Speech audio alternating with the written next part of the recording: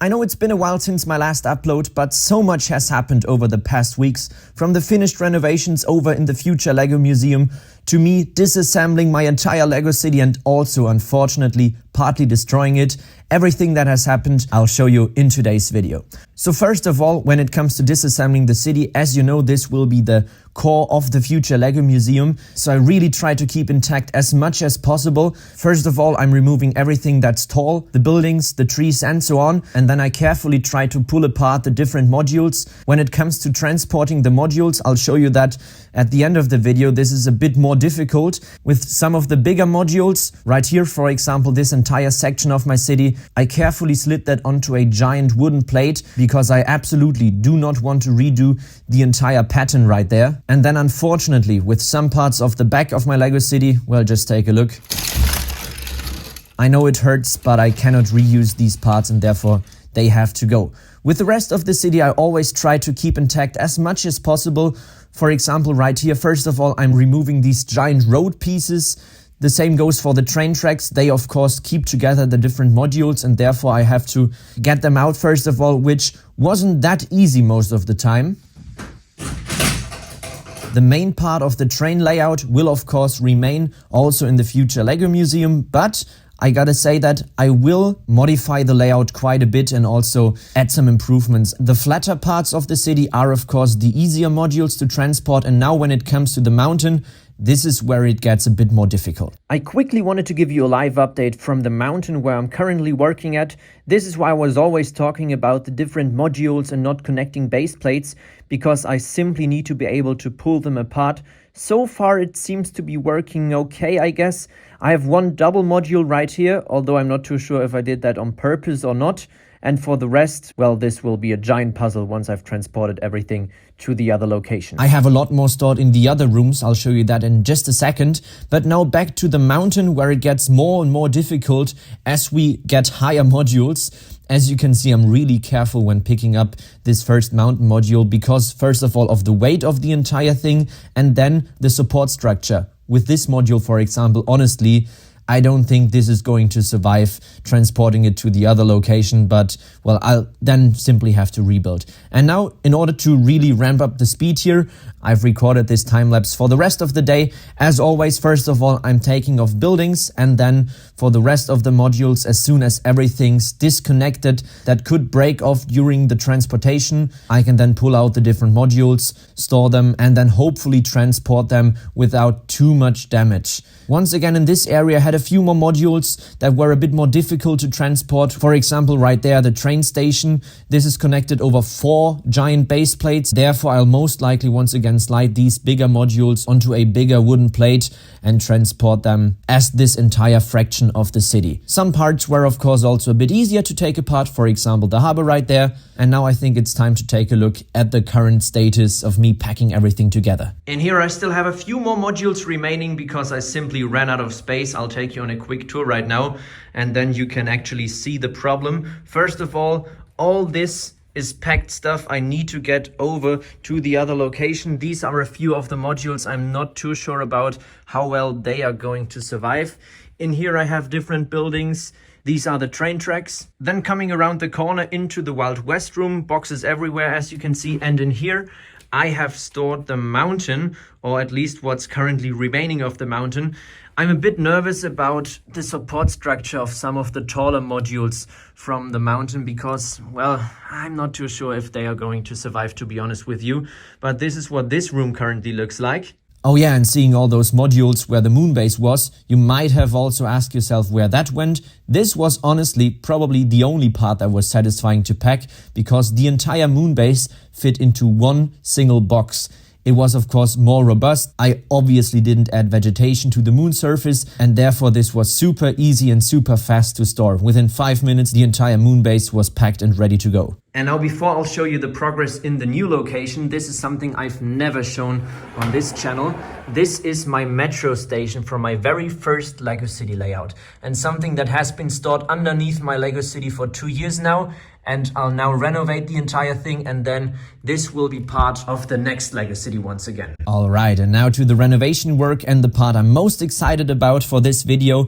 This is what the future Lego City room looked like 1 month ago, and now we first of all jump to my brother because he prepared the entire lighting for the day-night mode I want to add to the Lego City room, and he had prepared everything we need at home. Then we packed everything into the car, which barely fitted. And then it was time to first of all take off all the old lights, repaint parts of the ceiling. While that was going on, my brother was already preparing the new lighting we add.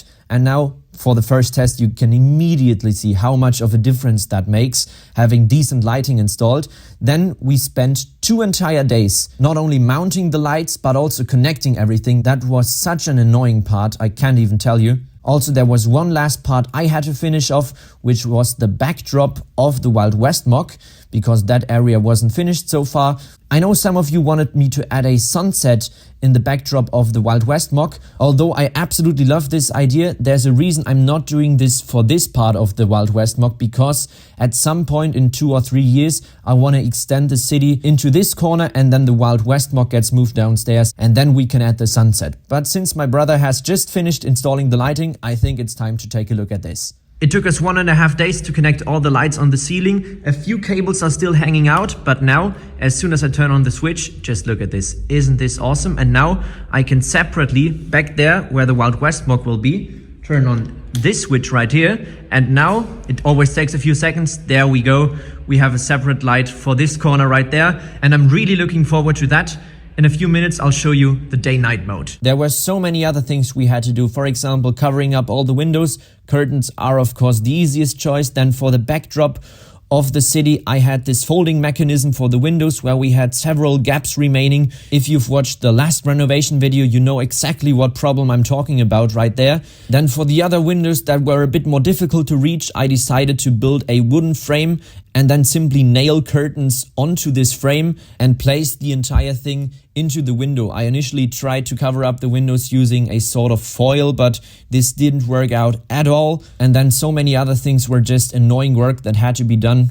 For example, right there, where I'm exchanging parts of the floor that were sort of wrinkly and definitely needed to be exchanged. And that was exactly what was taking me so much time over the last weeks. In between the annoying work, we of course also had some more fun things to do. For example, right here, this is my brother and me finishing off some minor adjustments when it comes to the exact color temperature of the sunset, the sunrise, the daylight, the night mode, and so on. Before showing you the finished result, however, I of course have to start building the table in this corner right here, of course, for the Wild West mock. And then we also start with this sort of L-shaped table for the Lego City, because most parts of the Lego City are also being reused in the Lego Museum as well, because I don't want to build a new city from scratch, but simply improve certain parts of the city. And this is also now me starting with this L-shaped table I was talking about, which is also the old Lego City layout that exists, but of course will be extended to the left side especially, and also to the right side where I want to continue building around the corner. I think this is now actually the first time you really get an idea of the size of this room, because what I've currently built is roughly the size of the current Lego City layout, except this part back here, because I have this weird diagonal going on in the back of my other Lego City layout. And then as we turn around, this back here, all this area is still empty. So more than double the space is remaining for me to extend. And then also in this corner right here, I think we can add 2 more plates, maybe even 3 more into the room. So the harbor might even go around the corner. For the future Wild West mock, as I've mentioned during the video, this right here will be moved downstairs as soon as the Lego City is finished, but I think for that we still have quite a bit of space remaining, so probably in about 2.5 years, this is then being moved downstairs. And now, this part I haven't shown you yet. This is my future workspace. Once again, I've covered up all the windows because that's the biggest enemy of Lego bricks, and now this is the back wall of this section right here, just so you get an overview. And I finally covered that up with wood because I simply want to hang on these drawers to sort my Lego bricks on this side of the wall. And then on the opposite side, this is the area where I'll store my larger quantities of bricks. And then probably in the middle right here, I'll have a giant building table. I'm really looking forward to that. Maybe even one more on this side, so I really have a lot of space to have several different projects going on parallel to each other. Since this backstage and working area, of course, doesn't really look good, I'll definitely need to cover all that up with these curtains right here. This is the closest color I was able to find that sort of fits to this blue. I know it's not the same, but hopefully if we have a bit of distance between this wall and then this section right here, also the lighting will play quite a big role, I guess, then I'm hoping that this is a nice way to sort of divide these two sections. And now, as promised, here's the day-night mode. I've of course sped up the entire video and we are starting at daylight. Now here's the sunset already. Once again, the colors on video seem much more intense than in real life. In real life, I honestly love the overall vibe the room has at sunset and during sunrise. This is now night and then we once again get back to sunlight. In the end, I'm thinking about having 10 minutes of daylight and 5 minutes at night. The best part of this system is that I have my entire control panel back here. Now it's daylight, I can simply touch number 2 right here, then it's nighttime, and up here this would now be the fast day-night mode and so on. We also have this weird party mode going on. So as you can see, there are a lot of different possibilities when it comes to the lighting in here. One thing I of course still have to show you is the before and after of my old Lego City layout. So this is what it obviously looked like before and now afterwards. It's honestly a bit sad to have it this way around, but this is what the empty plate looks like. Also, my apologies to everyone who regularly checked out my channel over the past weeks and didn't find any new videos. I was so busy rebuilding everything, taking apart the city, organizing everything and so on. It should get much better from now and I'm getting back to my weekly video uploading schedule. So with that being said, thank you so much for watching and I'll see you again in the next one.